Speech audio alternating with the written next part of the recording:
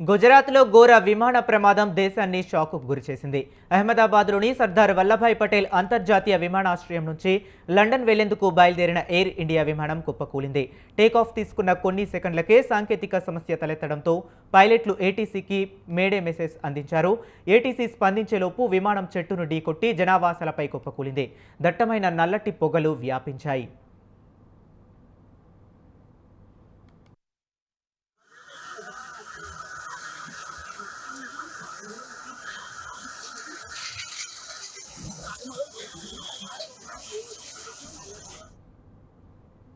అహ్మదాబాద్ విమానాశ్రయం రన్వే 23 మీదుగా మధ్యాహ్నం 1:38 లండన్ గ్యాట్విక్ విమానాశ్రయానికి ఎయిర్ ఇండియా విమానం బయలుదేరింది. విమానానికి పైలట్ ఇన్ కమాండ్గా సుమిత్ సెబర్వాల్ వ్యవహరిస్తుండగా కో పైలట్గా క్లైవ్ కుండర్ ఉన్నారు. సాంకేతిక సమస్య తలెత్తిన సమయానికి విమానం 825 అడుగుల ఎత్తున ఉంది. ఫ్లైట్ రాడర్ ప్రకారం విమానం 625 అడుగుల ఎత్తులో ఉండగా సిగ్నల్స్ కోల్పోయింది. క్రమంగా కిందికి కూలుతూ చెట్టుకు ఢీకొట్టింది. సమాచారం అందుకున్న విమానాశ్రయ సిబ్బంది హుటాహుటిన ఘటనా స్థలికి వెళ్లి సహాయక చర్యలు చేపట్టారు.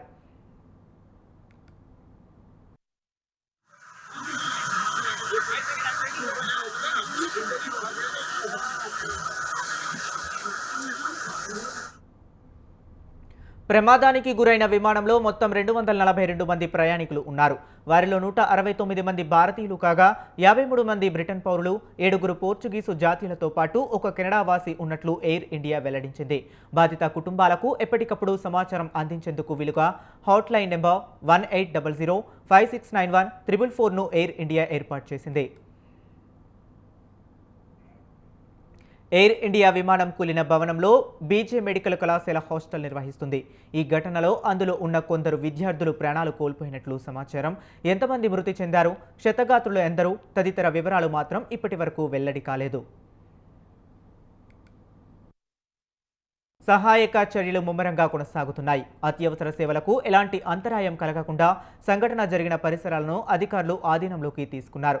ప్రమాద ఘటన గురించి తెలిసిన వెంటనే పౌర విమానయాన శాఖ మంత్రి రామ్మోహన్ నాయుడు తన కార్యక్రమాలన్నింటినీ రద్దు చేసుకుని హుటాహుటిన అహ్మదాబాద్ వెళ్లారు. విమాన ప్రమాదంపై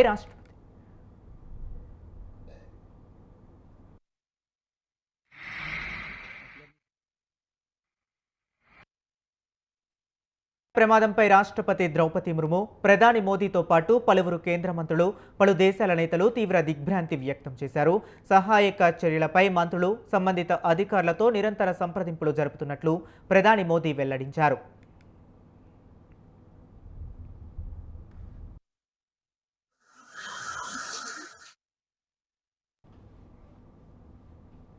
ప్రమాద ఘటన గురించి తెలిసి కలత చెందినట్లు రాష్ట్రపతి ద్రౌపది ముర్ము తెలిపారు.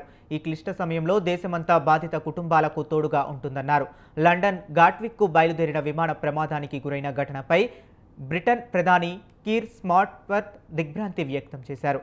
ప్రమాద దృశ్యాలు హృదయ విదారకంగా ఉన్నాయని విచారం వ్యక్తం చేశారు. పరిస్థితిపై ఎప్పటికప్పుడు ఆరా తీస్తున్నట్లు వెల్లడించారు.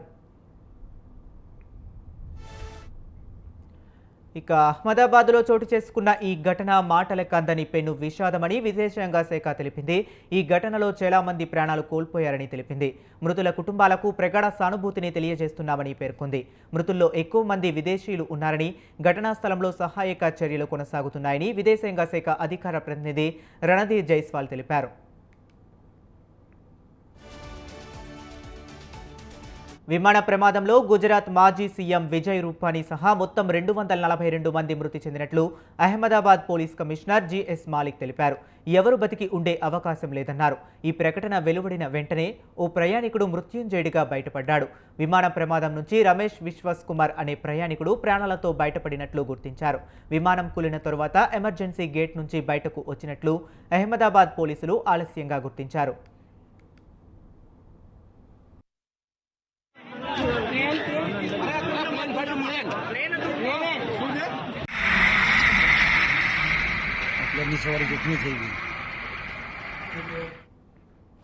అహ్మదాబాద్ విమాన ప్రమాద ఘటనపై ఎయిర్ ఇండియా యాజమాన్యమైన టాటా గ్రూప్ స్పందించింది.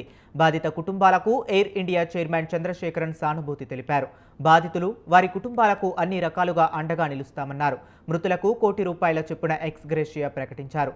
గాయపడిన వారి వైద్య ఖర్చులను కూడా తామే భరిస్తామని తెలిపారు.